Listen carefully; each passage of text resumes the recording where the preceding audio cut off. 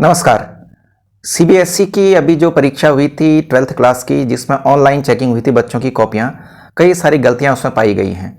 कुछ बच्चे जो बहुत मेधावी थे, उनकी कॉपियां उस स्तर से चेक नहीं हुई, उन्हें उतने अच्छे मार्क्स मिले नहीं जिसके वो अधिकारी थे।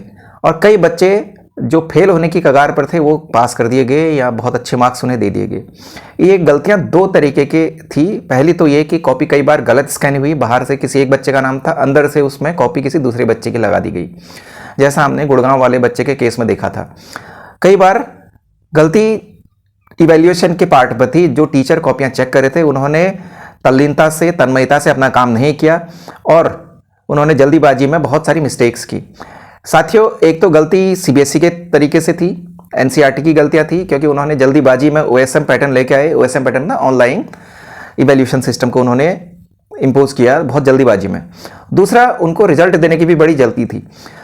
ओएसएम लाने से पहले सीबीएसई को, एनसीईआरटी को देखना चाहिए था कि जिन स्कूलों में इवैल्यूएशन होगा, मूल्यांकन होगा कॉपियों का, क्या उनके पास इंफ्रास्ट्रक्चर है, उनके पास कंप्यूटर लैब उस स्टैंडर्ड की है जहां पर ऑनलाइन चेकिंग की जा सकती है। कई स्कूल ऐसे थे जिनके पास कंप्यूटर लैब थी नहीं, उनके पास दो दो तीन तीन सब्जेक्ट के इवैल्यूएशन का सेंटर बनाया गया था, और जब पहली सब्जेक्ट की कॉपी चेक भी नहीं हुई थी तो दूसरे टीचर जो थे दूसरे सब्जेक्ट के, वो वहां पर आ गए थे अपने सब्जेक्ट की कॉपी को चेक करने के लिए। फॉर एग्जाम्पल, अगर आपको इंग्लिश की कॉपी चेक करने के लिए दिया है किसी सेंटर को, उसमें अगर 10 दिन लगने हैं तो उससे 10 दिन पहले ही वहां पर मैथमेटिक्स की कॉपियां चेक करने वाले टीचर पहुंच गए थे। इसलिए इंग्लिश वाले टीचर्स पे प्रेशर था कि वो जल्दी से काम निपटाएं।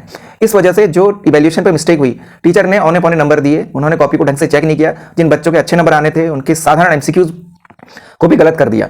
कई बार टीचर ने बिना पढ़े नंबर दिए, जो कि एक मैनुअल मिस्टेक है, टीचिंग के स्टैंडर्ड पर मिस्टेक है और जो स्कूल लेवल पर मिस्टेक है। एनसीईआरटी की गलतियां काफ़ी भयानक गलतियां थी। उन्होंने बिना किसी सिस्टम को इवैल्यूएट किए हुए, बिना स्कूलों को इवैल्यूएट किए हुए, बिना अपने जो नेटवर्क को, जो इंफ्रास्ट्रक्चर है उसको इवैल्यूएट किए, उन्होंने आनन फानन में ओएसएम सिस्टम को इंपोज किया। ये एनसीईआरटी सीबीएसई लेवल की बहुत बड़ी गलतियां थी। साथियों, एनसीईआरटी सीबीएसई जो है एक एजुकेशन सिस्टम है, इसका जो नोडल ऑफिस है वो हमारा एजुकेशन डिपार्टमेंट है। तो हमारे जो मंत्री लोग हैं उनको इस पर बहुत सख्त कार्रवाई करनी चाहिए थी, ध्यान से उन्हें इस चीज़ को ऑब्जर्व करना चाहिए। उनके पास एक ही डिपार्टमेंट है एजुकेशन का, क्योंकि बच्चों के भविष्य के साथ आप खिलवाड़ नहीं कर सकते हैं। एक बच्चा 12th स्टैंडर्ड में पढ़ रहा है, उसके क्या इमोशंस होते हैं, कैसे वो अपने लाइफ को सेव करता है, कैसे वो बड़े बड़े सपने देखता है। वहां पर अगर आप 80 नंबर में से 70 नंबर लाने वाले बच्चे को आप 20 नंबर दे रहे हैं तो बच्चे अपने जीवन के साथ भी खिलवाड़ कर जाते हैं। तो ये चीज़ हमें ध्यान रखनी चाहिए थी।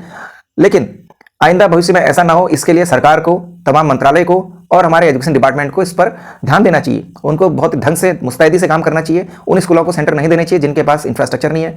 उन टीचर्स को इवैल्यूएशन के लिए नहीं बुलाना चाहिए जिन्होंने इतनी बड़ी गलतियां की हैं। उन्हें देखना चाहिए क्या टीचर्स उस लायक हैं वो कॉपी चेक करने के लायक, या बेकार में आपने जबरदस्ती काम जल्दी करने के लिए किसी को भी